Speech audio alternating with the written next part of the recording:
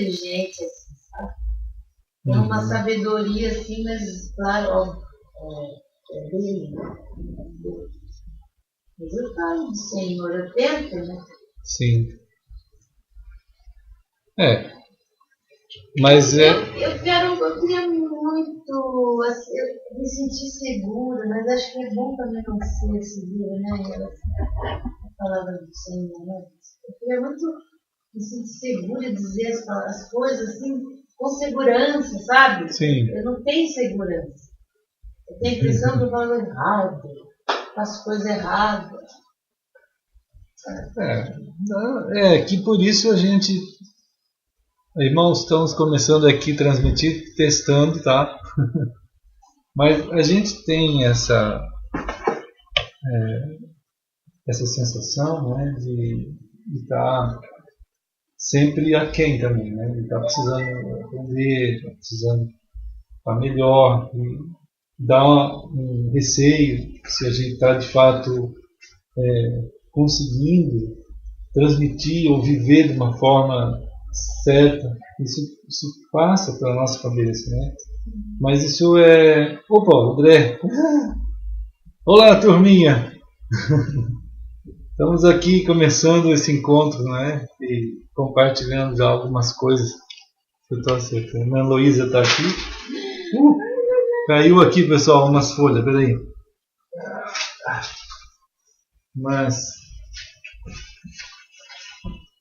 Mas isso tudo aí, esse tipo de, né, observação que a gente faz sobre a gente mesmo, né, na nossa limitação, e até mesmo assim uma pergunta, uma questão, se nós estamos conseguindo de fato cumprir isso adequadamente, né? Isso, embora seja natural surgir da gente, a gente também tem que lembrar, né, assim, tanto da perseverança que Deus chama a gente a manter, tanto na palavra dele, nessa exposição diária, que é uma comunhão, né? A palavra, ela é uma comunhão, ela é algo preparado por Deus como palavra de Deus, que faz assim compor em nós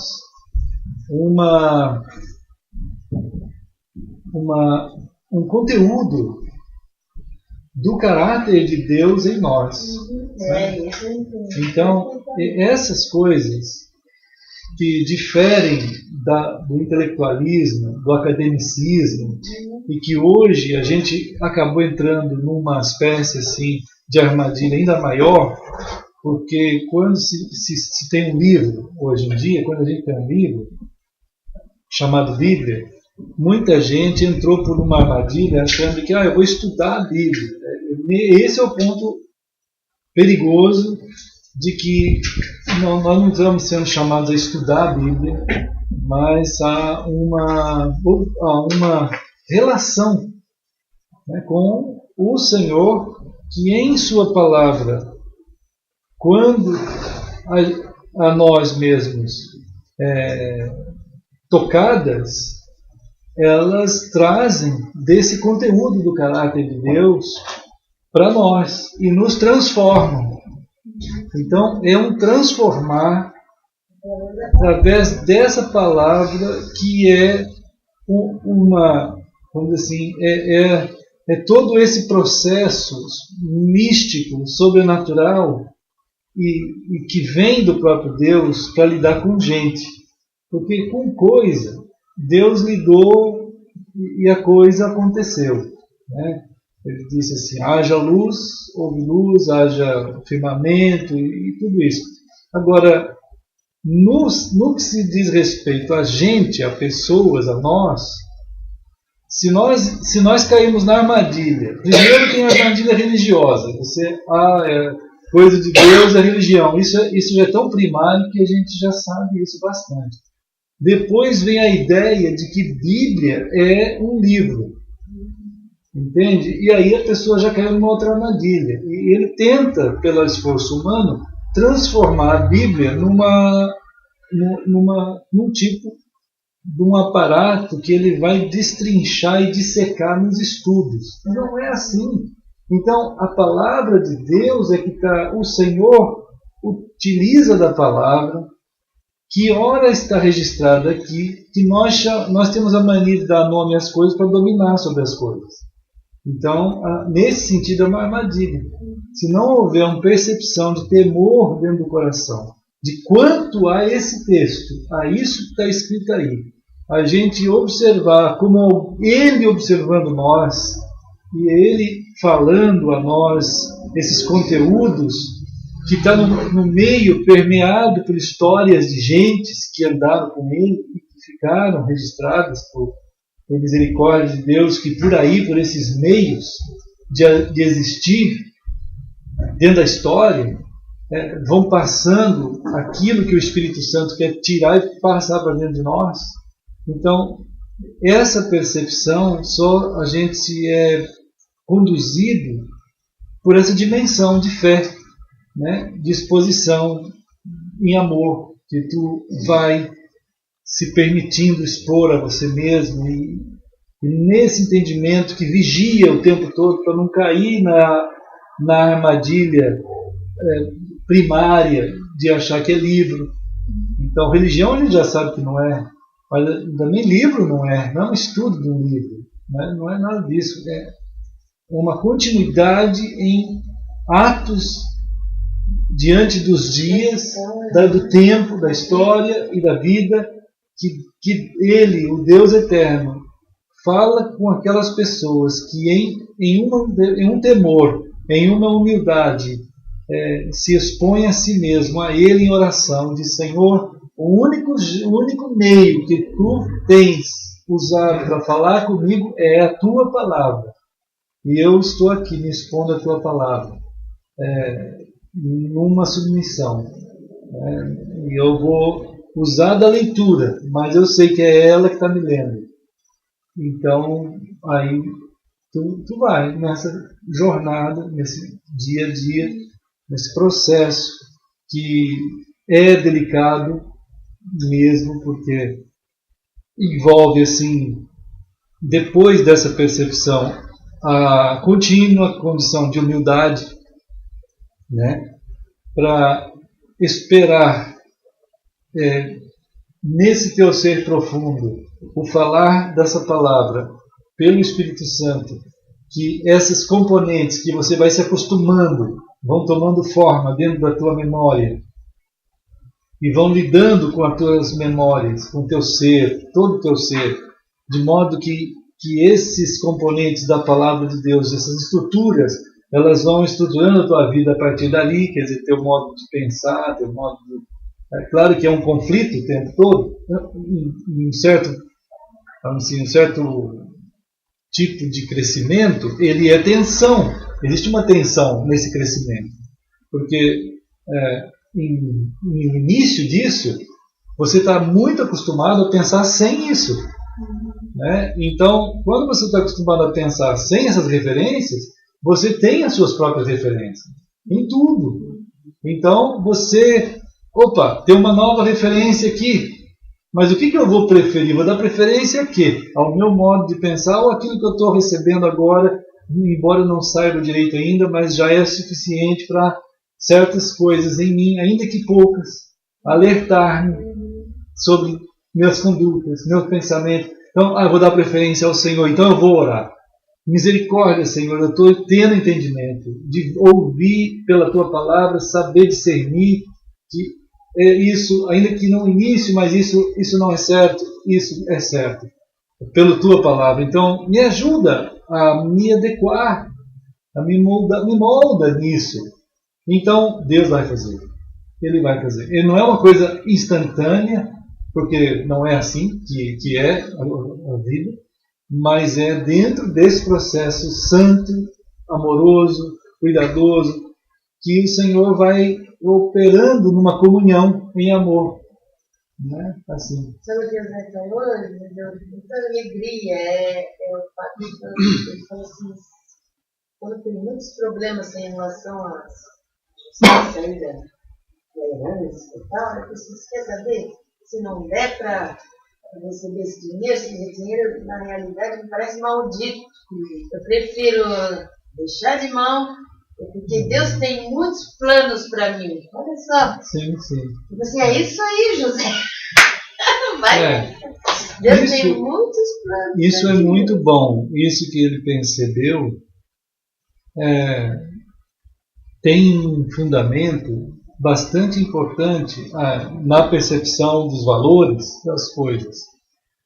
Porque várias vezes Jesus tentou, Deus, nessa busca de nos dar condições, né, da gente perceber a realidade humana, né, nós como seres humanos, os valores que compõem a gente, que foram tanto destituídos por causa dessa distância de Deus lá em Gênesis 3,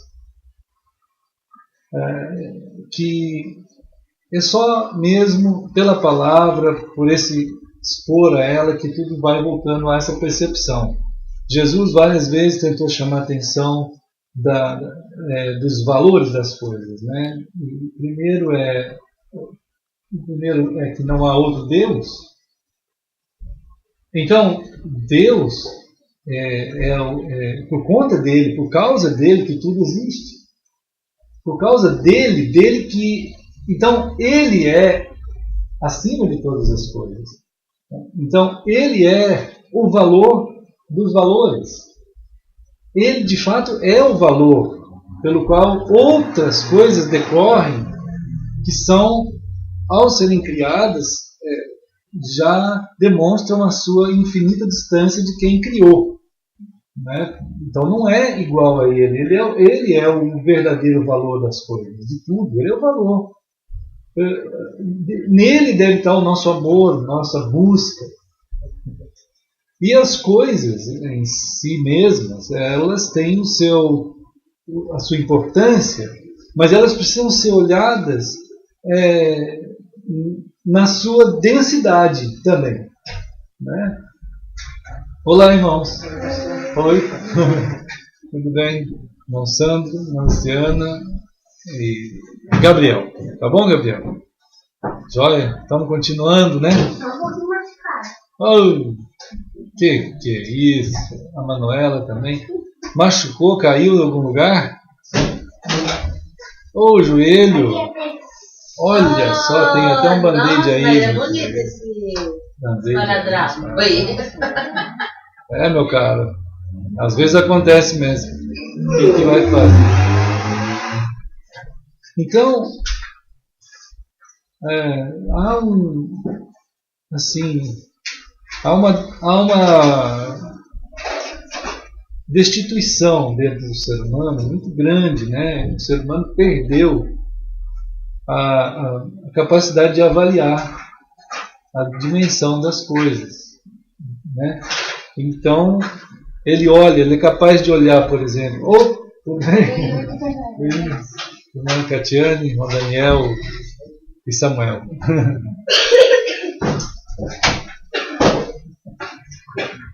Né? Olhar para tudo depois de Gênesis 3, o ser humano depois de Gênesis 3, ele consegue olhar, ele foi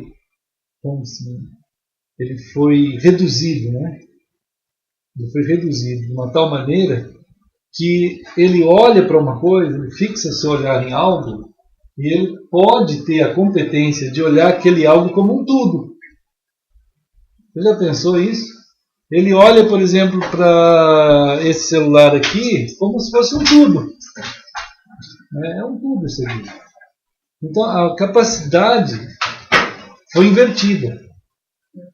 A gente passou a olhar as coisas como uma noção de tudo. E passou a olhar aquele que é tudo como não valendo nada. Então, a alteração de valores dentro do ser humano, quando ele foi destituído dessa relação vital, porque a questão Deus na vida humana, a questão Deus na gente, irmãos, não é uma questão religiosa. A questão Deus é aquele que nos tem e nos faz semelhantes a Ele. Isso é extremamente importante, porque ao nós sermos semelhantes a Deus, nós não vamos cair em uma degeneração, uma demonização, né? Em uma coisificação. A gente não vai ficar debaixo de julgos estranhos a nós, não deveria ser. Então, o Deus que é em comunhão conosco faz gerar em nós uma condição de vida tal em que as coisas são olhadas como coisas e Deus é olhado como Deus e nós também somos olhados como gente, como pessoas, né? Isso daí então foi perdido. Então há uma perda imensa dentro do ser humano também. Oi! Olá, Samuel.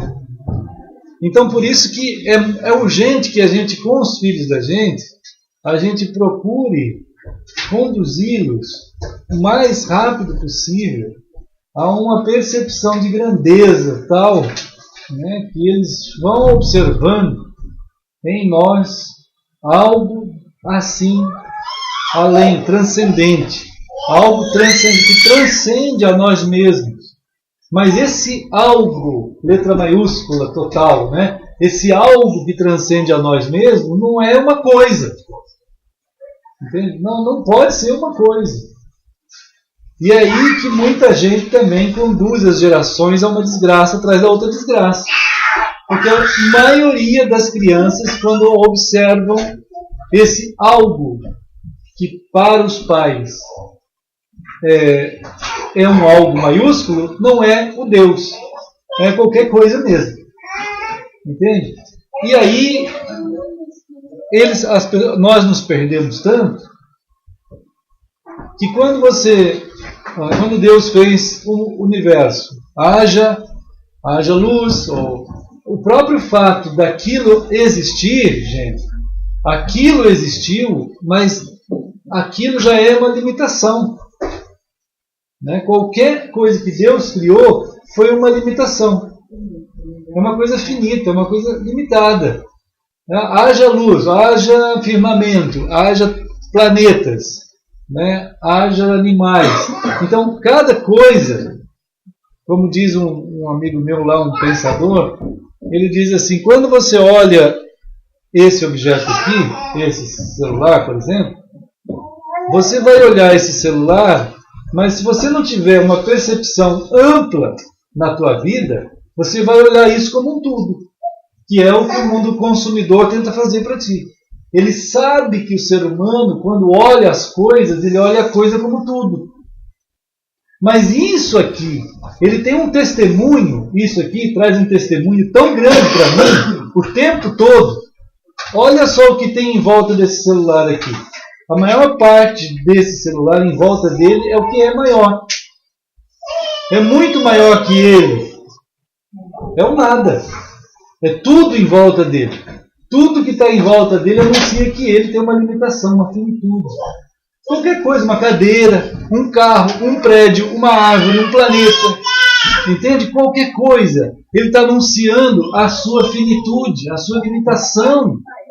Qualquer coisa está anunciando a limitação e a sua existência finita e temporária. Qualquer coisa é temporária, qualquer coisa é pequeno demais.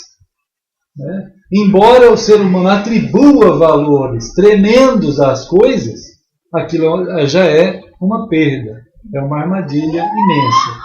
Né? Então o ser humano é tão destituído desse tipo de percepção que é possível que crianças e mais crianças eles comecem desde cedo a imaginar que o máximo para a vida deles são as coisas que ele tiver, as coisas que ele for tendo, né? Então esse tipo de ensinamento em que nas famílias nossas, se a gente não tiver essa capacidade de transcender e de perceber que aquelas verdadeiras realidades que compõem a gente como gente é muito maior do que coisa, nós vamos perder nossos filhos, nós vamos perder nossa vida. É isso que Jesus tentou falar. se você não entender que as coisas não são tudo isso que vocês estão imaginando, vocês vão perder sua vida. Então, por isso, vocês têm que morrer. Isto é, têm que perder a própria vida. Em termos de a valorização dela não pode ser assim. Há algo maior, algo além. Então, ao vocês perderem o senso de ligação com tudo, aí vocês vão ganhar tudo. Porque o tudo está fora das coisas. E o tudo é o que criou todas as coisas. É nele que deveria estar o nosso coração. É nele que deve estar a nossa esperança, a nossa vida, a nossa fé. Essa é a realidade. Olá. Olá, Pedro. Olá, Esther. Irmão Jason, irmã Patrícia. E nós vimos outro dia, né, irmãos, que Jesus disse assim em João 15. Jesus disse, eu sou a videira. Vocês se lembram? Eu sou a videira. Isto é, há uma relação vital em Cristo. É vital. Quer dizer, em Cristo está a nossa condição de vida, de percepção de valores. Fora de Cristo nós não vamos conseguir entender nada direito. Fora de Cristo, nós vamos simplesmente ter ideias estranhas, geradas pela capacidade humana apenas. A narrativa das coisas que elas de fato existem, para quê? Nós não vamos entender. Então é preciso que nós, cada dia, a gente mantenha essa conexão. Eu sou a videira, nós somos as varas, isto é, não podemos ter vida, não podemos ter relacionamento de entendimento do nosso valor, da nossa que somos, e nem o que as coisas são, ou por que existimos, ou para quê, ou para onde vamos indo. Sem Cristo não dá. Não é possível entender. Ele vai dar o norte verdadeiro, o norte exato, para nós podermos entender a nossa existência. E é claro que o ser humano, depois que ele se desviou de Deus, houve uma separação, uma ruptura de relação. Depois dessa ruptura de relação, o patamar em que ele foi ficar foi muito baixo, muito aquém daquilo que um ser humano deveria estar. Muito aquém. Exatamente que ele perdeu essa vitalidade, essa relação vital. Então ele perdeu. Ele agora, tudo que ele pode olhar para o universo, é só até onde ele pode observar. É só até onde ele tem competência nas suas imaginações e tudo. E é muito pouco o que está em nós para entender tudo isso. Então ele ficou muito baixo.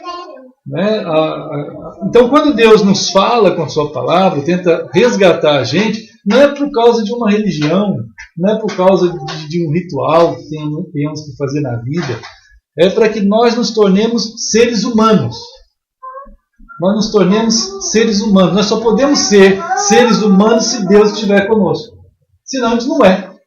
A gente é alguma coisa, não tem definição ainda, é sem raça definida. É um negócio meio esquisito. Então fica uma coisa que não dá para atingir aquilo que nós fomos criados para. Então Deus vai alcançar a gente e elevar a gente à condição de ser humano. Não vamos ser o Deus, não somos nós. E nem vamos ficar aquém, analisando a nossa existência sobre a intelectualidade pura, humana. Não dá. Então essa elevação que Deus faz a gente é para nos colocar na dimensão normal de humanidade que deveríamos ser, mas uma humanidade digna só é possível em Deus, em Cristo. E então a gente está procurando entender esse direcionamento assim, pela palavra dele. Então a palavra dele não é um livro. Tem aparência de livro. A palavra de Deus, ela não é um livro.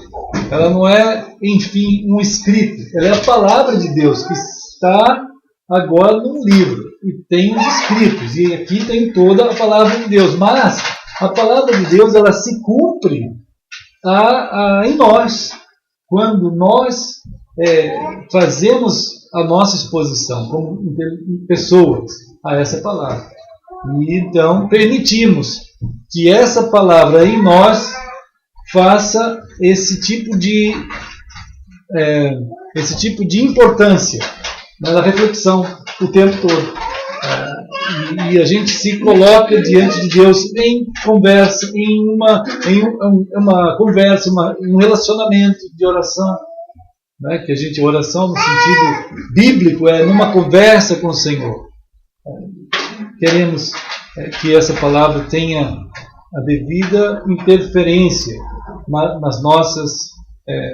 nossa reflexão. Então Deus alcança a nossa pessoa em um ato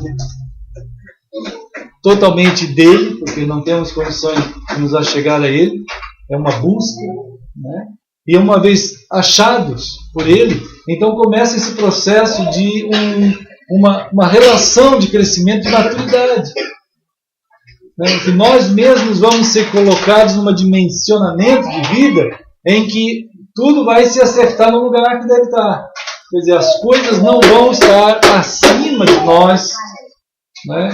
Nós não vamos estar acima de Deus. Nós vamos aprender a viver como gente, aprender a viver como pessoas alcançadas pelo Deus eterno. E o que é isso? Como viver isso, né, irmãos? Então, nós estamos indo cada dia nessa caminhada aí. Vimos João 15 sobre isso. Jesus disse, ele é a videira, nós as vacas, né, irmãos? E na caminhada, toda a nossa caminhada, ou toda a jornada da história, quando Gênesis no capítulo 1, quando João no capítulo 1 aponta para a pessoa de Deus, né, como autor, em que nós somos apresentados ao autor. Nossos filhos precisam ser apresentados ao autor desse mundo todo, quem que é o criador de tudo isso, né? Para que neles comecem a fazer sentido a existência, de fato, à luz da narrativa correta, né? A existência precisa ter sentido para as crianças, para nós, à luz da narrativa correta. É aí que nós vamos seguir no caminho também correto, né? Então, João 1 vai nos mostrar o autor, Gênesis 1 nos mostra o autor, né? Mas ao nos mostrar o autor, mostra então ele mesmo. Isto é, se as coisas vieram a existir por ele, ele nos afirma, e é coerente, que nós existimos também para ele. Nós, pessoas, fomos criados em imagem e semelhança dele, né? Mas essa dúvida dentro do coração humano, afinal, qual é o sentido da existência? Sem Deus não dá para entender. Não é possível. Sem Cristo não dá para entender. O sentido da existência foi dado pelo próprio Deus. Então, isso é uma noção também escatológica, isto é, de princípio e de fim. É um senso de escatologia que tem aí, é um senso de fim. Quer dizer, nós temos um início, nós temos um meio e temos um fim, que é o próprio Deus. Se Jesus falou isso, a palavra de Deus fala isso, que tudo foi feito por Ele, por meio dele e para Ele. Então, a escatologia da vida está tanto em nós, né, vivemos para Ele. Vivemos para Ele. Será que estamos conseguindo desenvolver um senso disso? Né? Então, essa é uma questão importante para a humanidade, para o ser humano, para uma criança, para um jovem, né, para um adulto. Como é que nós estamos desenvolvendo o nosso caminhar, o nosso senso de percepção das coisas? Elas estão no valor delas de coisas. Nós estamos no valor de gente, de pessoas. Nós sabemos que tudo que há, nós mesmos só vamos ter sentido de fato se nós estivermos caminhando para Ele, né, irmãos? Isso é uma devastação hoje em dia. Né? As pessoas não têm não estão tendo cada dia menos essa preocupação. Tem um amigo que escreveu sobre a derratificação da humanidade, né? Quer dizer, todo mundo ficando reduzido a uma terra, ao planeta que está aqui. Ou coisificação, são vários termos hoje em dia que estão surgindo para tentar avaliar a humanidade nessa perda imensa. Outro colega meu diz assim: nós estamos vivendo praticamente pelo prazer, né? Pelo prazer e pela satisfação, pelos instintos. Quer dizer, você tem prazer em algo, tu faz. Você tem um instinto de algo, tu faz. Se não tem prazer e nem tem um instinto por aquilo, não faz. Entende isso? É assim. Isso vamos dizer assim, são os patamares dos animais. Os animais fazem as coisas pelo prazer e pelo instinto, pela satisfação e pelo instinto. Então a humanidade está cada dia mais devastada no seu senso de grandeza. Não consegue mais ter nem o mínimo senso de pertencimento de algo maior, né, que ele. Não tem. Então é uma devastação. Causada, claro, né, irmãos, pelo problema de que o ser humano foi separado de Deus. Hoje eu estava lendo um artigo aí, que eu até tirei uma cópia aqui, um artigo sobre crises. Eu escrevi uma coisa lá no Facebook sobre isso, né? É um artigo num site muito interessante, que ele estava colocando a crise no catolicismo. Então ele coloca um artigo excelente aqui, falando sobre a dificuldade que esse Papa vai ter para tentar resolver os problemas da Igreja Católica, porque segundo a avaliação internacional, nada do que está sendo feito vai resolver nada, né? Quer dizer, o próprio modo deles lidarem no Brasil, esse emocionalismo do brasileiro, né, de receber um Papa, milhões de pessoas ali na frente dele, e depois ele vai embora e simplesmente as coisas não mudam em nada, né? E assim ele vai falando aqui. Eu acho que vale a pena os irmãos depois darem uma lida, porque é de um conhecimento importante essa reportagem aqui, a nível de preparação para nós podermos até entender um pouquinho dos movimentos. O irmão Sandro estava falando outro dia de teologias comparadas, né? Ciência da religião, e também o entendimento das massas quanto às crenças, o que as massas creem, o que as populações creem, né? O que move as populações. Então eles estão chamando a atenção da dificuldade de lidar hoje com um povo que se diz maioria absoluta num país, e o líder deles tanto faz como tanto fez em termos de mudança eficaz, efetiva dentro de um país.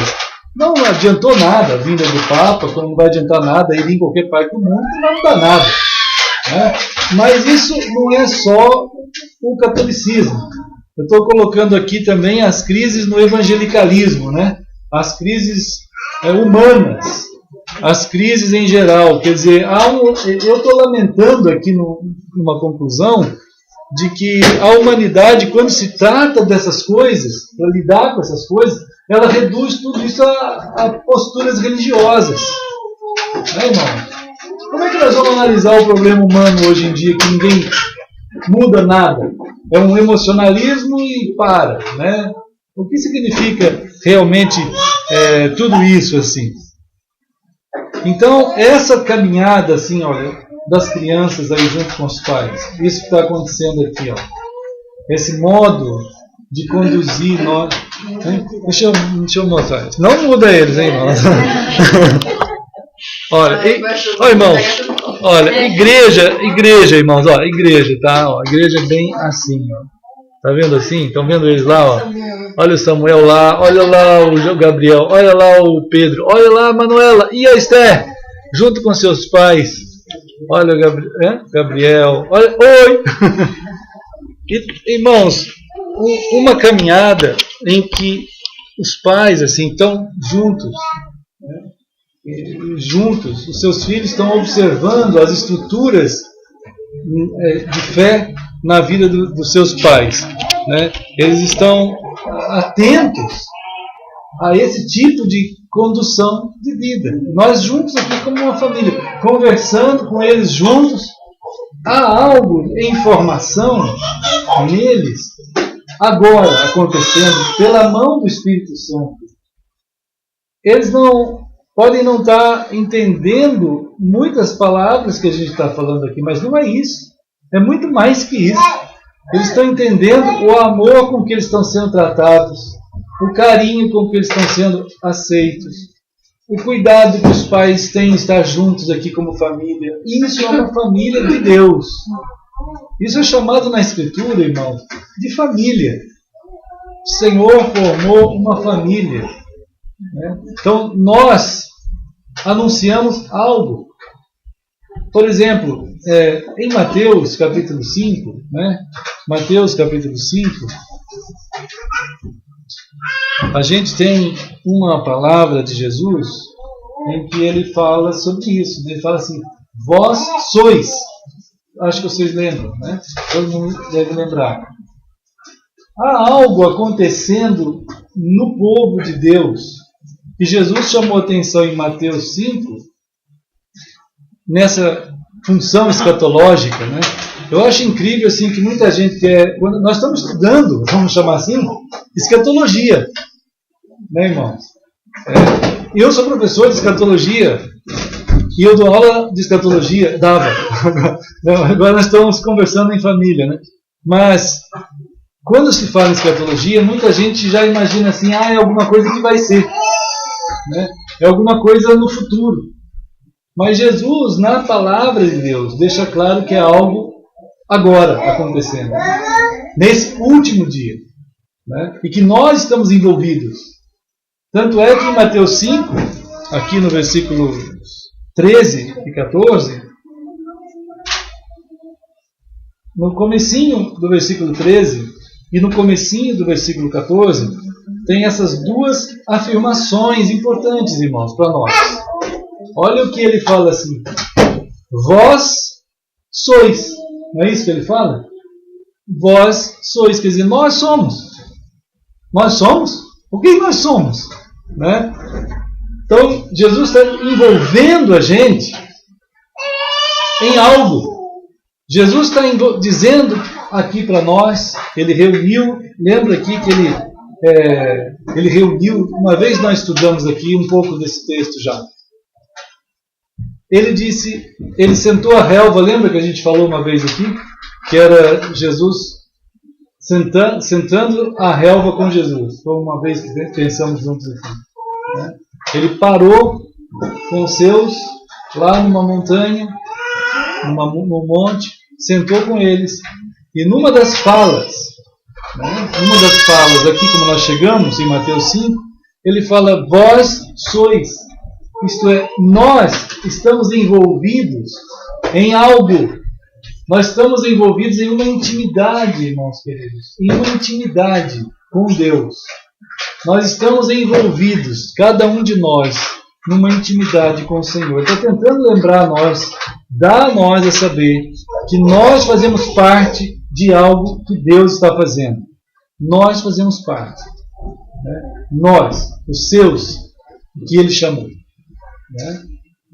Não é uma religião isso, não é uma denominação, não é um tipo de organização, instituição, nada. É nós. Tanto é que ele fala, vós sois. Oi, irmã Margarida. Então, em Mateus 5, no versículo então, 13 e 14, ele está falando isso para nós. nós fazemos parte de algo dentro da existência. Nós fazemos parte de algo em Deus, numa intimidade com Deus, dentro da existência. Tanto é que ele diz: vós sois o sal da terra, a luz do mundo. Então, nós dentro dessa existência, Jesus está tentando mostrar para nós que nós fazemos parte de algo escatológico, algo que aponta para o que Deus fez em nós. Ele está mostrando isso para a gente. Ele quer dar a entender a nós que o seguimos, isto é, que nós que fomos chamados por Ele, que a partir desse chamado nós fazemos parte de algo dele, algo da parte de Deus. Pode ser talvez difícil de entender tudo isso aqui, mas por isso que ele está falando toda essa expressão de Mateus 5. Né? Por isso que ele está compartilhando de sua palavra. O que significa esse ser? Ser o quê? Né? Ser como? Como é que nós podemos ser sal? Como é que nós podemos ser ser em nós essa intimidade de Deus aparecendo em nós? Como que pode acontecer isso? Né? E isso é o quê? Né? Isso é o sinal, irmãos. Esse ser assim é um sinal de Deus durante os dias. É um sinal escatológico. Eu queria ligar esses dois versículos aqui com também Mateus 24:14, que nós vimos outro dia. Né? Mateus 24:14, Jesus está dizendo que o fim, né, o fim de todas as eras, o fim de todos os dias, o fim da história, do tempo, do espaço, desse momento que a gente vive aqui, né, o fim de tudo isso, ele vai chegar. Só que esse fim é anunciado, olha só, Mateus, pela vida da gente. Hein? O fim é anunciado pela vinda de Cristo. A vinda de Cristo. Mas essa vinda de Cristo, ela é afirmada em como? Por nós. A vinda de Cristo, irmãos, ela é patenteada no mundo por nós. Olha o que diz aqui: esse evangelho do reino será pregado. Como é que ele é pregado? Como é que o evangelho é a palavra? O evangelho é a palavra. E lembra que acabamos de ler em Mateus 5? Vós sois. Isto é, nós somos o evangelho de Deus, que está anunciando a presença de Cristo, o fim do tempo, o fim do espaço, o fim da história é a vinda de Jesus. Mas se nós estivermos vivendo, e Ele espera que a gente viva isso, viva Cristo, viva o caráter de Cristo em nós todo o tempo, se nós estivermos preocupados em viver o caráter de Cristo o tempo todo, essa comunidade é uma comunidade que anuncia o fim. Isto é, o fim do fim, o fim de alguma coisa, a finalidade de alguma coisa é Cristo. O fim de tudo é Cristo. Entende? O fim da escatologia é Cristo. Então, se nós estivermos em nós, vivendo o caráter de Cristo, nós estamos anunciando o fim. O fim é muito mais do que um lugar no tempo. O fim é a condição de Cristo em pessoas. É a condição eterna de Cristo e nós nele sempre. Isso é o fim. E nós estamos sendo chamados a entender que nós estamos anunciando isso cada vez que a gente vive o caráter de Jesus em nós. E Ele espera que isso aconteça. E Ele dá condições para isso acontecer. Tanto é que Ele fala: vós sois, eu chamei vocês para preparar vocês para isso. Para vocês serem o anúncio o tempo todo do fim de todas as coisas. Que é gentes em mim e eu neles. Entende essa grandeza, irmão? Não é um lugar dentro da história, não é uma hora, não é um negócio no tempo, não é um evento, é gentes em Cristo e Cristo em gentes. O céu é isso.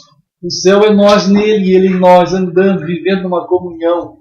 Então, essa realidade que foge pelas intelectualidades cristãs hoje em dia, eles quiseram transferir tudo isso para pessoas vivendo dentro de igrejas, dentro de denominações, dentro de sistemas religiosos e uma série de coisas que, é claro, desaba tudo. O ser humano não é para isso, enfim, acaba com tudo. Mas a realidade escatológica é Cristo em nós e nós em Cristo. Nós somos chamados para viver o fim, para sermos a comunidade do fim, que anuncia exatamente essa relação acontecendo. Né, irmãos? Isso não pode ser esquecido nunca. Nós vimos outro dia, Hebreus 11, né, que as pessoas observavam esse momento aqui pela fé. Eles observavam o dia que haveria de chegar esse momento. Todos aqueles do Antigo Testamento, diz Hebreus 11, eles tiveram fé exatamente no dia em que chegaria esse momento aqui, que é um dia escatológico. É o dia em que uma comunidade poderia viver o dia do fim. O dia em que Cristo tivesse já aberto as portas do céu para o coração humano, em que o véu do templo, que é a carne de Jesus, que foi rasgada naquela cruz, e então o Senhor eterno do Santíssimo, Santo dos Santos no céu, pudesse entrar no coração humano e nós no coração de Deus. E nós sermos a comunidade escatológica que anuncia o fim. O fiel da balança é o povo de Deus. É aquele que anuncia o fim o tempo todo. Aponta o tempo todo para a realidade última do ser humano. É claro que Jesus virá um dia dar conclusão à história. Ele virá. Isso vai acontecer. Mas nós anunciamos antes isso acontecendo em nós o tempo todo. Esse fim em que Cristo é o nosso caráter de vida. Ele é a nossa forma de vida.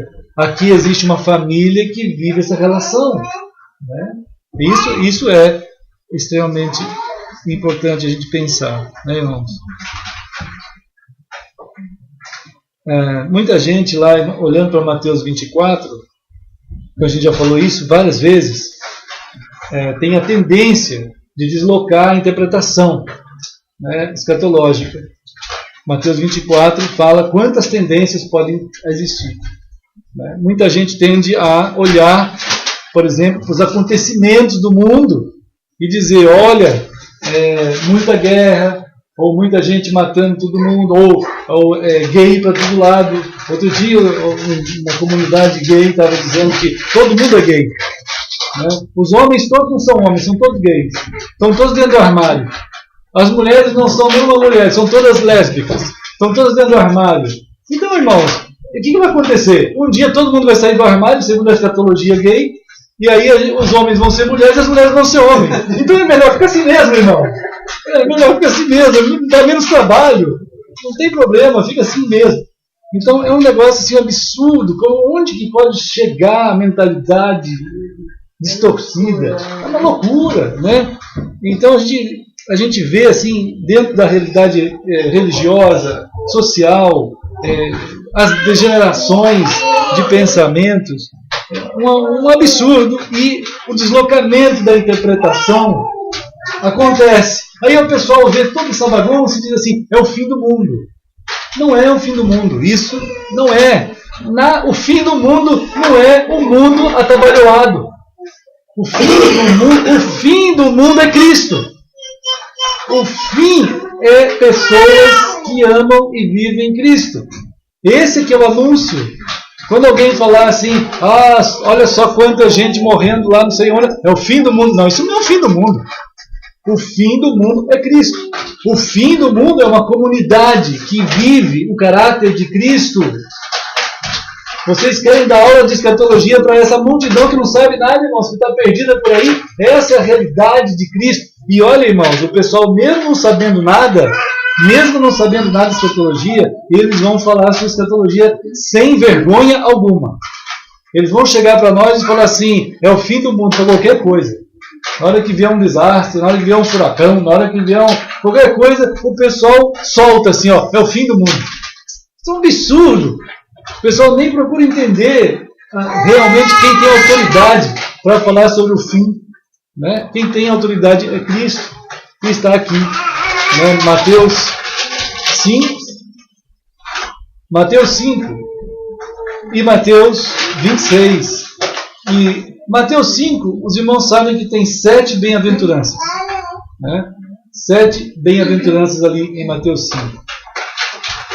Aqui, vamos ver aqui. Essas bem-aventuranças, chamadas bem-aventuranças, são as marcas no caráter de uma pessoa.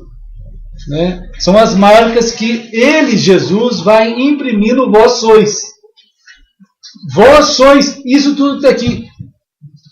Né?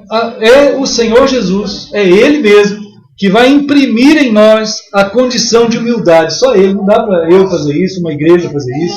Não é impossível. Qualquer denominação fazer isso, qualquer pastilha, qualquer passe mágico de pastor, é impossível. Irmãos, o único que pode imprimir esse caráter de humildade que fala aqui no versículo 3 é Cristo. Só Ele. Né? Depois tem o chorar. Só Cristo que pode dar a condição de chorar. Chorar aqui, irmãos, tem pessoas que imaginam que chorar é ficar chorando.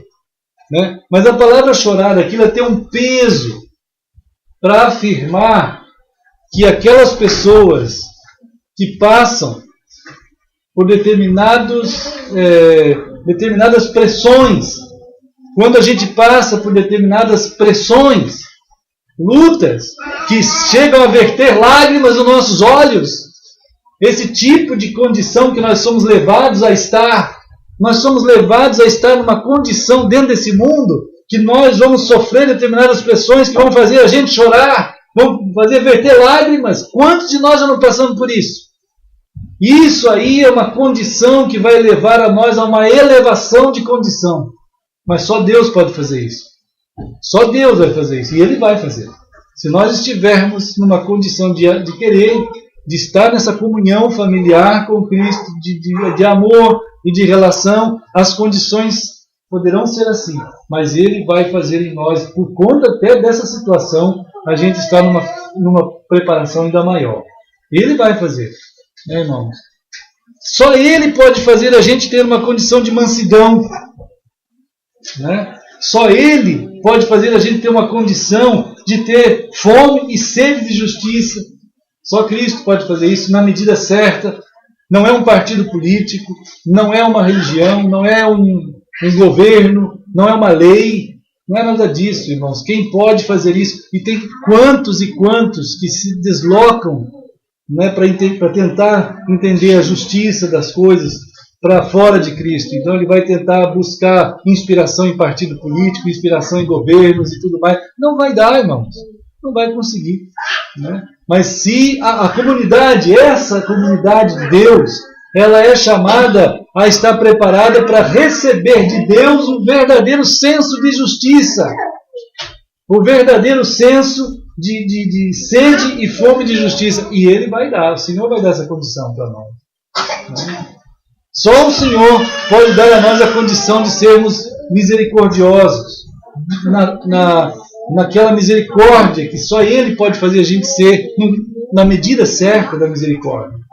Né?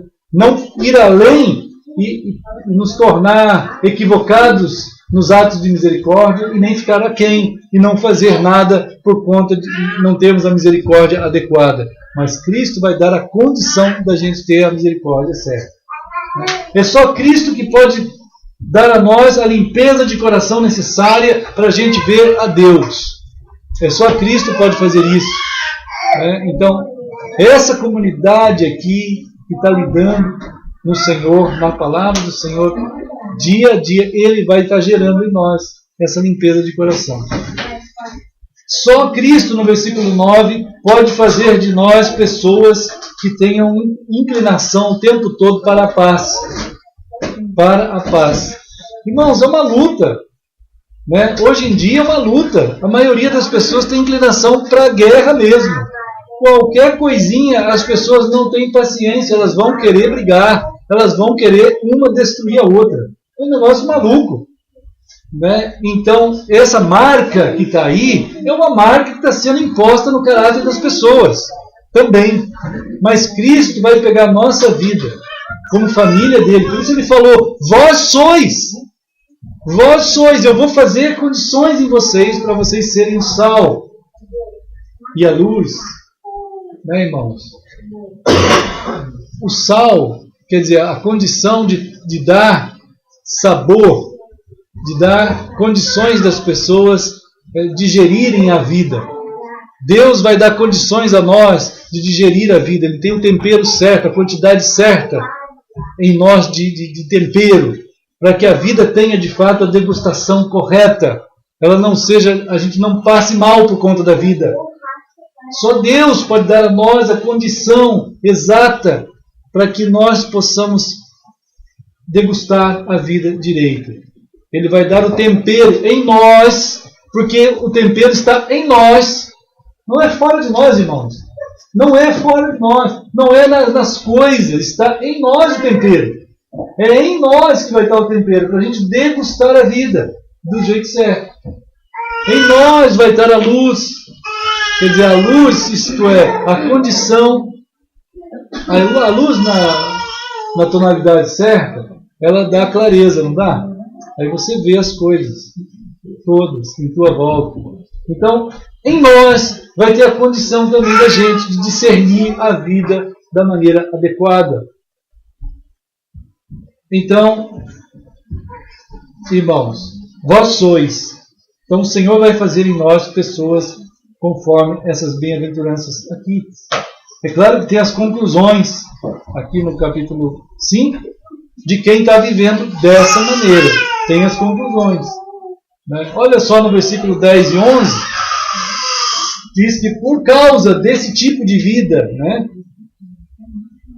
ninguém deve se enganar, porque viver isso vai produzir sobre nós uma perseguição. Vai produzir em nós um tipo de pessoas que vão olhar para nós e vão perseguir, e vão falar mal, e vão injuriar. No versículo 11. Então são consequências de nós estarmos inseridos, porque o Senhor nos salva, nos forma capacitados no caráter, como Ele é, e vai fazer a gente ser, mas Ele não tira a gente daqui, Ele volta com a gente para cá mesmo. Mas com uma condição de vida, que Ele só pode fazer para que a gente viva aqui esse tempo que é necessário viver, para anunciar o fim verdadeiro das coisas, que é pessoas em Cristo. Isso é um propósito de Deus. E também Ele capacita a gente para isso. É claro que vai gerar um tipo de paradoxo dentro do mundo. Uma contradição. Nós vamos ser uma contradição, irmãos, em tudo. Uma contradição. Né? Isso aí é um povo escatológico. O povo escatológico verdadeiro é um povo da contradição. Não vai ter como ter comunhão com nada. Vai ser uma coisa assim, mesmo estranha. Amar, ter paciência, querer compartilhar o caminho do Senhor, né? Querer ter realmente vontade de ter justiça, verdadeiramente uma justiça. Então, às vezes, tem um cristão que tem um senso de justiça tão grande produzido por Cristo, ele quer fazer isso acontecer lá nas eleições de 2014. Não dá, irmão. É impossível. Não vai conseguir nunca. Porque não é lá que vai ter essa justiça sendo feita. É em nós. É no povo de Deus que Ele vai fazer acontecer. Em nós. Fora de nós não vai acontecer. Nunca. O mundo jaz em um só. No maligno. E as pessoas sem Cristo não tem como ter esse senso de justiça aqui. Não tem como. A não ser que eles se convertam. Aí eles vão ter. Mas se eles não se converterem, não se entregarem a Cristo, é impossível ter. Né? É claro que a gente gostaria, todo mundo gostaria, que o mundo fosse melhor do que é. E existe esse mundo, só que não é aqui. Né? É no céu. Enquanto isso, Ele nos chama para nós estarmos inseridos, vivendo, refletindo a glória do Senhor, cada dia no caráter que Ele coloca em nós. Né, irmão? Isso é uma escatologia. Essa é a escatologia. Né, irmãos? Às vezes as pessoas querem saber, como aqui em Mateus 24, Eles queriam saber, Senhor, será que é por conta das desgraças que vai acabar o mundo? Será que é por conta das guerras? Será que é por conta... Não é, né, irmãos? Não é. Então, em João 10:30, vamos ver João 10:30, o Senhor está falando uma outra coisa importante aqui que vai ligar com a gente, né? Em João 10:30, Jesus está dizendo assim, vocês lembram desse versículo, né? Jesus disse assim, em relação ao Pai, é um versículo pequeno, mas é muito importante, queridos, amados irmãos. Olha só, o que diz aí? Eu e o Pai se olha só, é uma comunhão, né? É uma comunhão. Então Jesus está afirmando que há uma comunhão dele com o Pai de uma tal maneira que ele se tornou a exata expressão do Pai na terra. Ele se tornou. Tanto é que ele diz, quem vê a mim, vê o Pai. Ele se tornou por ele ser um com o Pai. Irmãos, isso é extremamente importante dentro disso que ele está pensando aqui. Porque nessa relação de unidade com o Pai, nós também somos chamados a ser um. Olha lá em João 17. João 17. Nós, povo.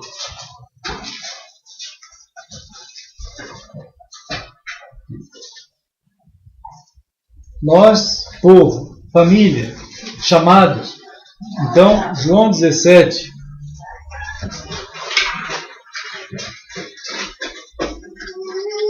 Outro dia eu vi uma foto no Facebook que tinha um rapaz na internet se drogando com uma seringa assim, né? Tinha o braço dele assim para tomar uma seringada. Só que atrás dele estava Jesus com o braço levando a seringada de droga.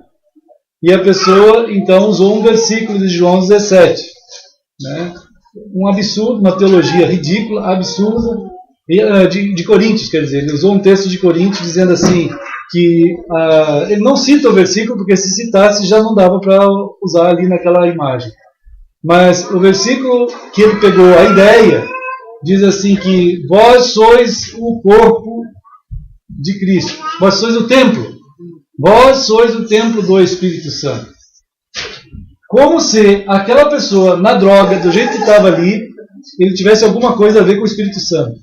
Né?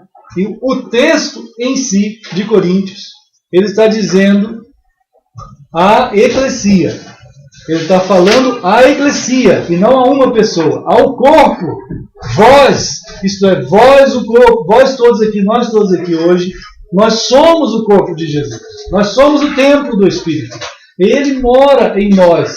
O Espírito Santo tanto mora em mim, individual, mas o texto afirma que ele habita em nós todos como o corpo de Cristo. Entende, irmãos? Não pode usar aquele texto de maneira nenhuma, muito menos naquele tipo de expressão que não tem nada a ver com o Senhor. Né? Aquilo não tem uma comunhão, não é uma unidade, não tem nada a ver com o Cristo, mas é uma teologia que se expande via Facebook. Muita gente curte aquilo ali e acha que é o certo. Quer dizer, se uma pessoa está levando uma droga no braço, quem está levando é Cristo. Isso é um absurdo. Para dizer, não pode, é dramático de ver, talvez impactante, faz muita gente chorar, é um emocionalismo, mas não é verdade. Claro que tem muita teologia aí absurda surgindo. Agora, quem de fato faz uma comunhão com Cristo somos nós. Mas isso não tem impacto nenhum, não vai dar emoção nenhuma em ninguém, ninguém vai querer chorar nem curtir. Se a gente fala isso, eu já escrevi um monte de vezes isso na internet e ninguém curtiu quase, ninguém chorou e ninguém falou nada. Irmãos? Agora, de fato, essa é a realidade, que nós somos o corpo e nós temos uma comunhão, exatamente como Jesus disse que com o Pai ele tem. Eu e o Pai somos um, então aqui em João 17 ele disse, nós também somos um com o Pai. João 17, 21. João 17, 21, olha só. A fim de que todos sejam um. Olha só, a fim de que todos sejam um, todos nós E como és tu, ó Pai, em mim e eu em ti, também sejam eles em nós. Olha aí, isso é explícito. Sim, aqui sim. Para que o mundo creia que tu me enviaste. Né? Então, é claro que é uma desgraça quando alguém vai para a droga, é uma desgraça quando alguém está na sarjeta, está na ruína, é uma desgraça. Né? Mas nós temos que perceber aqui que que Deus está colocando, que a palavra dele diz é que nós somos um com o Senhor. É nós.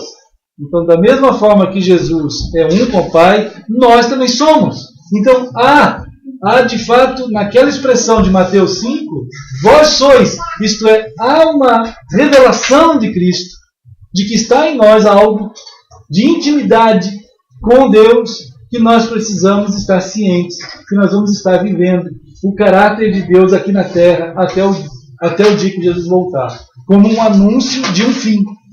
Né, irmãos? Então essa unidade está sendo explícita aqui, com muita clareza, né, irmãos? Essa é a chamada que Deus nos faz. Vós sois. Então,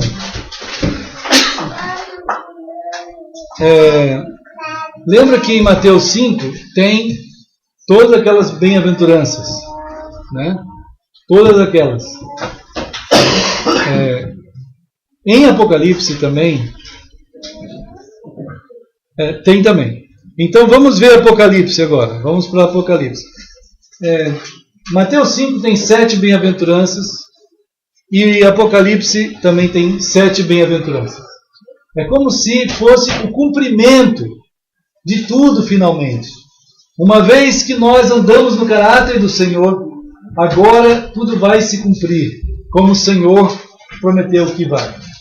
Né, irmãos?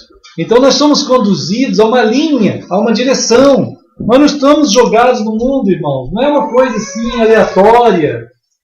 Entende? Não é assim, vamos ser assim, do caráter de Cristo e vai ser legal viver assim. Não é assim. Há uma definição, há um destino, há um rumo. Né? Então vamos ver as 7 bem-aventuranças de Apocalipse, para cumprir as 7 bem-aventuranças de Mateus 5. Então, primeiro, Apocalipse 1, 3. A primeira bem-aventurança de Apocalipse.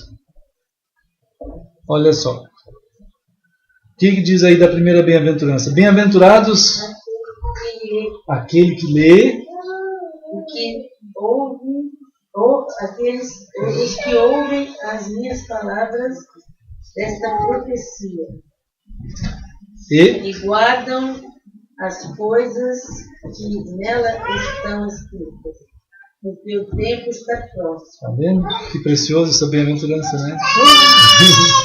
Irmãos, olha só, 3 palavras importantes aqui. Aqueles que leem, aqueles que ouvem, aqueles que guardam.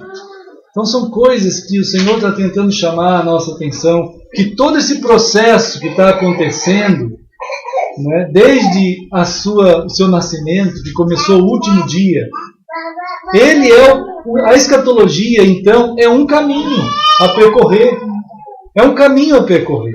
Nós vamos estar sendo expostos à palavra de Deus, que nós vamos estar exercendo uma leitura dela.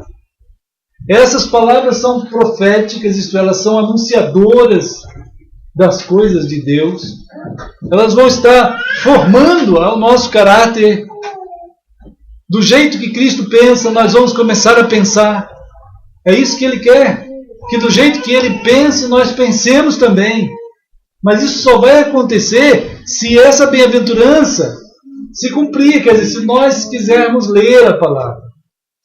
Quisermos nos envolver com a palavra dele. Né? No sentido de que a palavra seja palavra e não intelectualidade em cima da Bíblia. Nós falamos isso, né? Ela ser como Deus falando com você. Então, algo que todo dia a gente se envolve com o Senhor.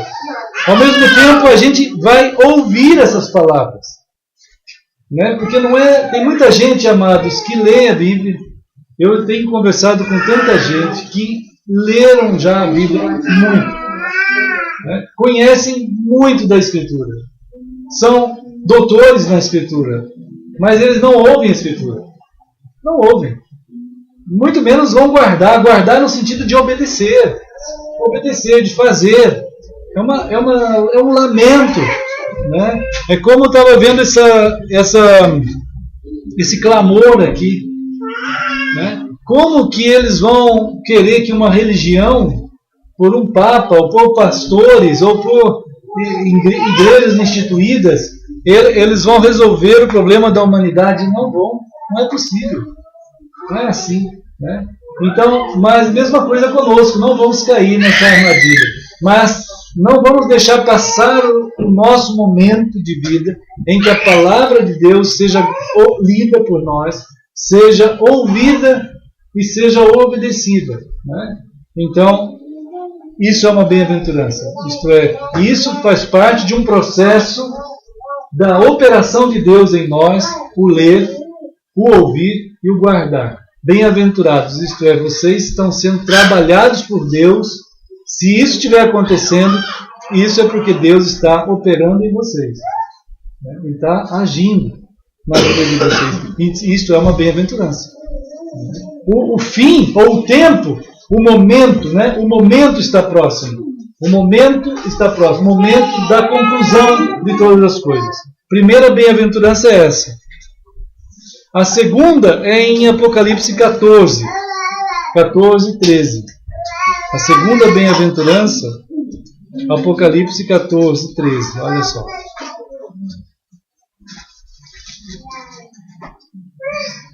Apocalipse 14, no versículo 13, tem outra bem-aventurança. Bem-aventurados os que morrem. Bem-aventurados os que morrem no Senhor. Estão vendo? Apocalipse 14, desculpa, 13, versículo 13. Apocalipse 14, 13. Bem-aventurados é onde aparece a segunda bem-aventurança de Apocalipse. Bem-aventurados os que morrem, desde agora os mortos que morrem no Senhor. Diz o Espírito, para que descansem de suas fadigas, pois as suas obras os acompanham. Então há algo que Deus está fazendo na vida daqueles que partem daqui, que são de Deus. Há uma bem-aventurança. Essa é uma das bem-aventuranças. É algo que Deus está operando nessas pessoas quando morrem. É algo que Deus está operando quando morrem. Então é uma bênção, irmãos, quando a gente está no Senhor, porque como Paulo canta, nem a morte, nem a vida podem nos separar, né, do amor de Deus que está em Cristo Jesus. Isso é uma bênção, né? É claro que a gente sabe disso pela palavra e vamos saber disso pela nossa vida também. No dia que nós estivermos partindo daqui, você vai ver isso bem claramente. Nós vamos ver isso bem claramente. Mas não há nada que a morte possa fazer quanto a morte para nós. Então, Apocalipse 16, 15 é a terceira bem-aventurança. Apocalipse 16, 15. Jesus está dizendo que ele vem como o ladrão. Então, se ele vem assim, se ele vem sem aviso, né? Se ele vem desse jeito, bem-aventurado, quer dizer, a pessoa está sendo preparada, está sendo trabalhada por Deus de tal maneira que ele vai vigiar, né? Vigiar e guardar as suas vestes. Isto é, a nossa veste é o que dá dignidade a nós, não a qualidade dela, mas estar vestido. Se alguém sair nu pela rua, vai ficar mal. Não, irmãos, não dá para a gente sair nu pela rua. Provavelmente vai ser preso, ou então vai ser examinado para ver se precisa ir para algum lugar de tratamento, né? Então, não pode andar nu pela rua. Então, as vestes, no sentido bíblico, tem a ver com o teu caráter. Uma pessoa que tem um caráter adequadamente cristão, conforme Cristo trabalhou nesse sentido que a gente está falando aqui, pela sua palavra, pela palavra de Cristo tu quer viver. Então a tua roupa diante de Deus é impecável, é íntegra. Quando o Senhor voltar, Ele vai olhar aquela pessoa Que importância vai ter essa roupa para Cristo? Nenhuma. Mas vai ter a importância que vai ter é o teu caráter. Se você realmente amou essa preparação pela palavra do Senhor e quis ser aquilo que Ele falou que vós sois. Quis ser essas bem-aventuranças do Senhor. Nós somos as bem-aventuranças do Senhor vividas dia a dia. Né? Então é como o Senhor Jesus vivendo na terra ainda. Nós. Isso pode parecer pesado, grandioso demais, mas precioso também. Porque Ele falou que é possível. Vós sois, eu vou fazer isso em vocês. Peguem a minha palavra, ouçam o que eu tenho a dizer, guardem no coração, me amem. Né? Então nós estamos sendo assim, irmãos, queremos muito. Né? Então essa bem-aventurança aqui é sobre o nosso caráter, que ele vai, então, vai ser preservado pela sua palavra. Né? Vamos ver agora a outra bem-aventurança aqui. 19:9. A quarta bem-aventurança. 19:9. Olha só, aqui tem a palavra Kalel. Aqui tem a palavra Kalel. Kalel, vocês sabem, né, que é Kalel? Ek Kalel, lembra? Ek é de, Kalel é chamados. Né? Então, Ek Kalel, isto é, eclesia.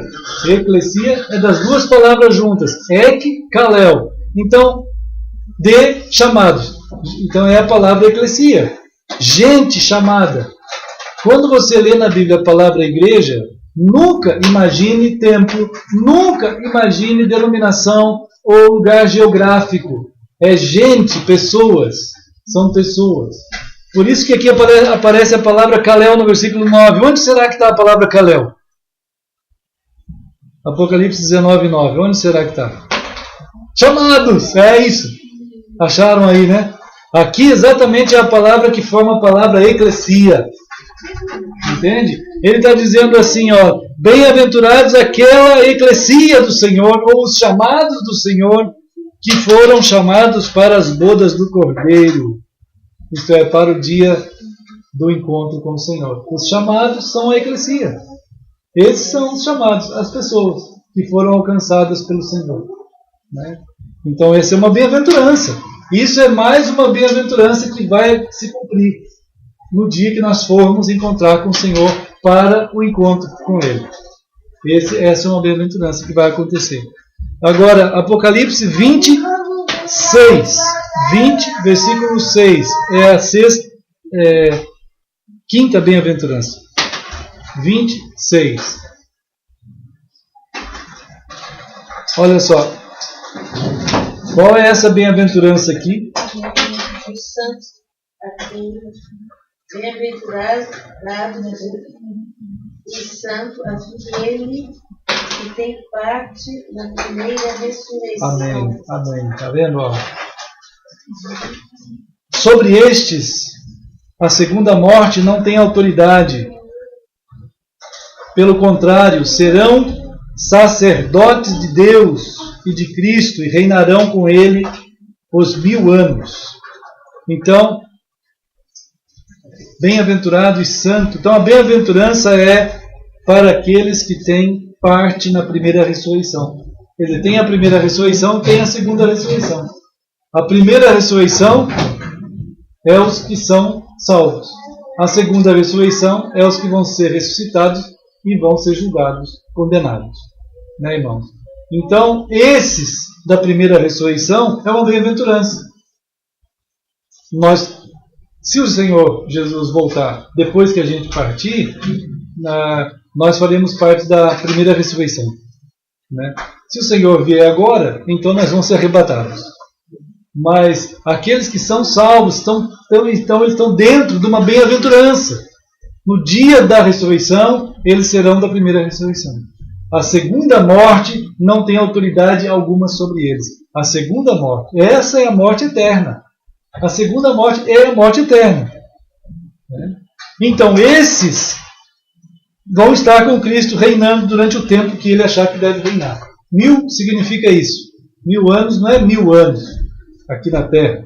Significa um período de momento que o Senhor vai fazer com que a gente reine com Ele.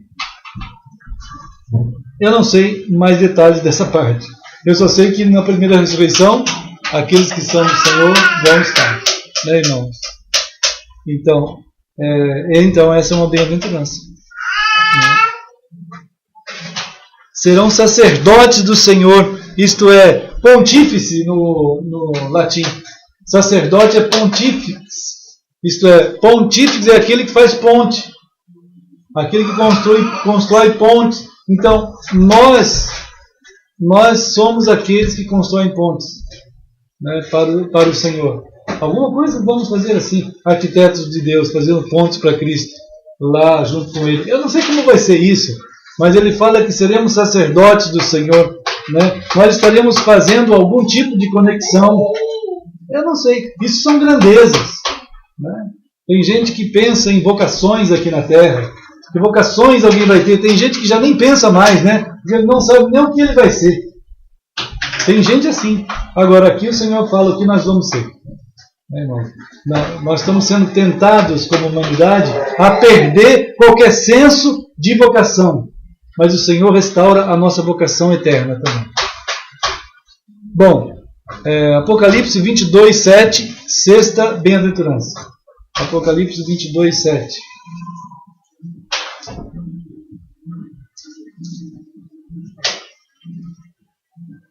Vamos ver aqui, a sexta bem-aventurança, onde aparece mais uma vez a palavra bem-aventurado. Aquele que guarda as palavras da profecia deste livro. Há uma bem-aventurança para quem guarda a palavra, quem obedece a palavra. Nós queremos isso. Não é fácil, mas nós estamos querendo. E vamos guardar, em nome de Jesus, até o dia que Ele nos chamar. Né, irmãos? Vamos guardar. Nossos filhos vão saber que os seus pais guardaram a palavra também. E eles vão querer guardar a palavra do Senhor também. Em nome de Jesus. Vamos querer. Né, irmãos? Vamos ficar firmes. Então há uma bem-aventurança. Não é à toa. A gente não guarda a palavra do Senhor à toa, irmãos. Não é um capricho. Não é um capricho religioso. Eu não sou... Muita gente já me chamou de louco, de fanático, de radical. Mas não é isso, irmãos. Não é nada disso. É que a gente tem um amor pelo Senhor, pela palavra dele. A gente quer guardar a palavra dele. E quem quiser guardar, que guarde também. A palavra é fácil de entender. Né? Então tem uma bem-aventurança aqui. E a última bem-aventurança, sétima, Apocalipse 22, 14. Bem-aventurados aqueles que lavam as suas vestes no sangue do Cordeiro, para que lhes assista o direito à árvore da vida e entrem na cidade pelas portas. Só pode entrar no céu por Cristo. Não tem outro jeito. Né? Irmãos, quanta gente aí enganada fizeram de Jesus um xará de todas as religiões. Todo mundo acredita em Jesus. Todo mundo acha que Jesus e mais um monte, Maria, mais Papa, mais São Pedro, Francisco de Assis, e mais Joaquim, João, José, sei lá mais quem, pode dar tudo certo.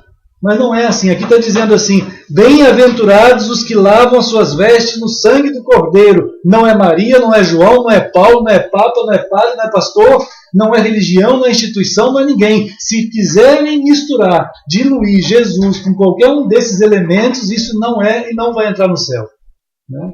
Não entra. Então, essa confusão, esse absurdo que fizeram aí de diluir Jesus aí num sorrisal teológico, né? Num sal de frutaeno aí, virou uma diluição tão grande que não tem mais Jesus, não existe mais. Existe charás de Jesus por aí em tudo que é lugar. Então, aqui é bem claro a bem-aventurança. Bem-aventurados aqueles que lavaram suas vestes, sua vida, seu caráter, sua pessoa, no sangue de Cristo. É simples. Deus não está enganando ninguém. Mas então a bem-aventurança está aqui. Né, irmãos? Então ele termina as bem-aventuranças finalmente no céu. Que é onde um dia nós vamos. Então a última bem-aventurança, irmãos, é a gente chegar no céu. Isso é uma grande bênção. Né, amados? Então que o Senhor nos fortaleça assim a gente continuar nessa caminhada. Conduzindo a turminha, né, nossos filhos aí, a essa dignidade, né, de humanidade, humanizados pela graça de Deus, né, tornados gente, pessoas, na altura e na dimensão que só Deus pode fazer ser, só Ele, né, e conduzindo a gente nesse vós sois. Então, a gente inseridos no mundo é para dar essa conotação cada dia, né, de possibilidade de bênção, para a gente andar aqui, que a bênção não está nas coisas, está em Cristo, e a gente dentro dessas situações aí, né? Então nós vamos celebrar a ceia do Senhor, nosso querido Senhor, né?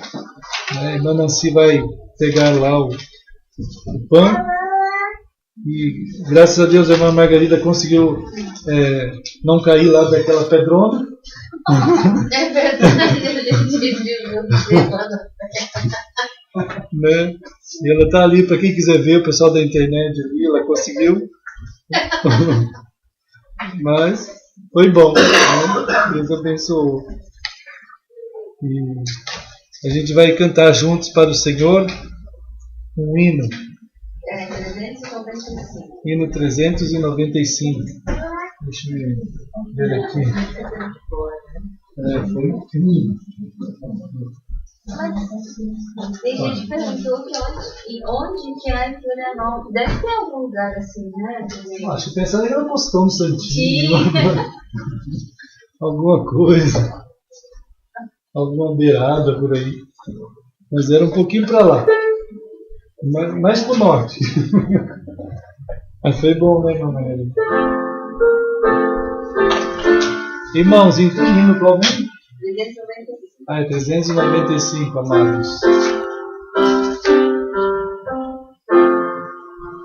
Quero estar ao pé da cruz, de onde rica fonte corre branca salutar do Calvário monte. Sim, na cruz, sempre me glorio,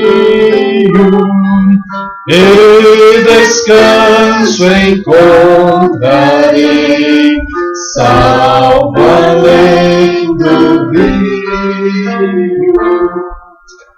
Amém, né, amados? É verdade. Essa é a verdade do Senhor. E celebramos em nossas vidas o que Ele fez por nós. Então, em Mateus 26, Jesus está falando para os seus queridos que Ele estaria partindo dali a pouco, mas seu ato final, seus atos finais, entre eles estava esse Novo Testamento no sangue dele. Então Ele pegou o pão e abençoou. Então vamos orar. Querido Senhor, nós estamos aqui diante de Ti, Senhor, como Tua família, como Teu corpo, Senhor, como Teus chamados. Senhor, obrigado, Senhor, por estarmos podendo caminhar no meio das eras, no meio dos tempos, no meio de todos esses momentos que antecedem a Tua vinda, mas anunciamos o Senhor. Anunciamos o fim de todas as coisas, que é o Senhor. Nós estamos aqui celebrando o que o Senhor fez por nós naquela cruz, e o que o Senhor é, e o que o Senhor está fazendo agora e vai fazer, Senhor. Nós te agradecemos, Senhor, em nome de Jesus. Amém. Então, Jesus, terminando de orar, Ele deu aos discípulos, dizendo: tomai, comei, isto é o meu corpo. E como Jesus ensinou, vamos fazer.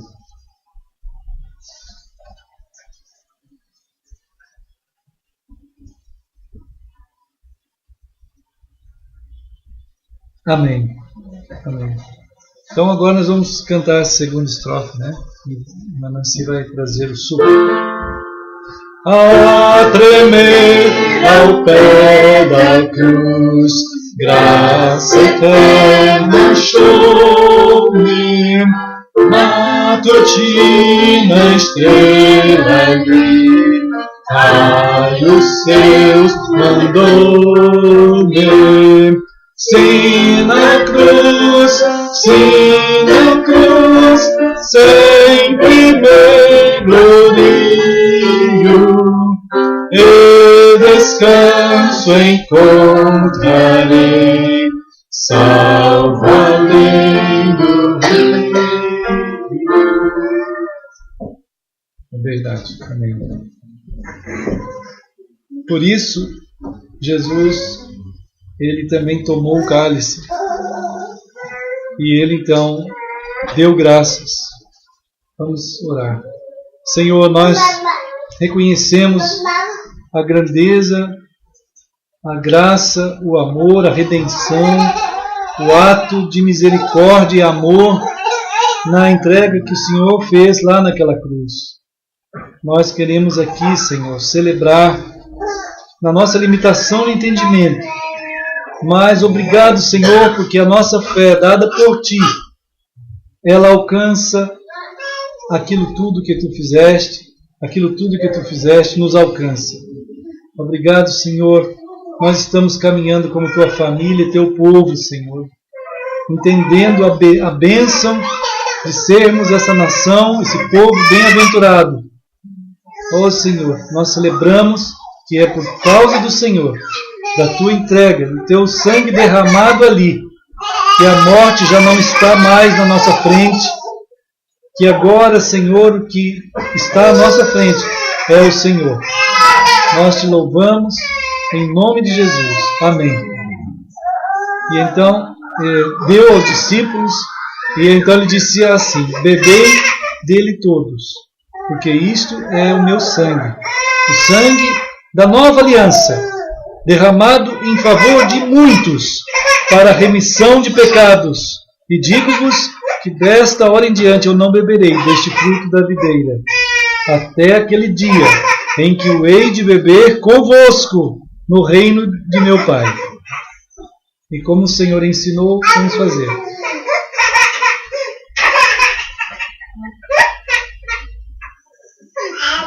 Querido Senhor, nós fizemos como o Senhor nos ensinou, como o Senhor nos ordenou, com aquele amor que está sendo formado por Ti mesmo, Pai.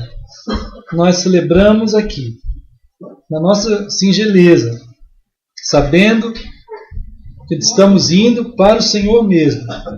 Muito obrigado, Senhor, que a Tua vinda é mais certa do que qualquer uma agenda que a humanidade ou qualquer um possa fazer. E nós Te louvamos porque Tu sabes bem o momento dessa vinda. Mas em nós, o Senhor já implantou o dia do Senhor em nós. Muito obrigado, Senhor. Te louvamos em nome de Jesus. Amém. Então, amados, a gente vai prosseguindo, no Senhor. E que todos nós, criançada aí, os pequenos, vão crescendo cada dia na estatura, na sabedoria e na graça diante de Deus e dos homens. Os pequenos já um pouquinho maiores, que também estão crescendo, que é a Esther e também o Gabriel. E os maiores ainda um pouquinho, que é o Lipe e outros, o Manuel, o Jason. E nós todos, que estamos continuando, os irmãos lá no Rio, que estão aí com a gente, lá em São Paulo também, e outros lugares que têm escrito, têm falado, que todos nós sejamos guardados pela graça do Senhor, sejamos guardados pelo amor do Senhor e pela direção que o Espírito Santo dá a nós na palavra. Nós sejamos firmes. E qualquer uma oferta seja entregue ali, para que continuemos tendo sustento na obra do Senhor, e que o Senhor também acrescente em todos nós cada vez mais os recursos que também todos nós precisamos. E o Senhor é fiel e fará isso, para que cada um tenha a sua continuidade também. Então vamos orar, amados? Vamos orar. Ó Deus querido, nós nos entregamos a Ti, a Tua família vai sair para cada um para as suas próprias casas. Obrigado, Senhor, pelas famílias que estão aqui, pelo amor que tem reinado da tua parte dentro das casas do teu povo, Senhor. Pela direção, pelo amor que temos pela tua palavra e que queremos muito que conduza nossas vidas, Senhor. Ó Deus, ampara-nos nessa jornada, como tu tens amparado, que a tua graça, o teu amor, a direção do teu Espírito estejam sobre nós, Pai querido, para que cada dia, sempre, nós nos vigiemos de tal maneira que tua palavra tenha ascensão sobre a nossa vontade e faça a tua vontade, Senhor, acima de toda a nossa vontade de qualquer um de nós. Conduza-nos sempre, Pai querido. Nós estamos aqui como tuas ovelhas, orando em nome de Jesus. Amém. Então, amados, Deus abençoe. Temos um chá ali, podemos ir? Ali. Vamos continuar firmes. Deus abençoe também, queridos e amados irmãos. Vamos ficar. Deus abençoe também Samuel e Pedro, Esther, Felipe.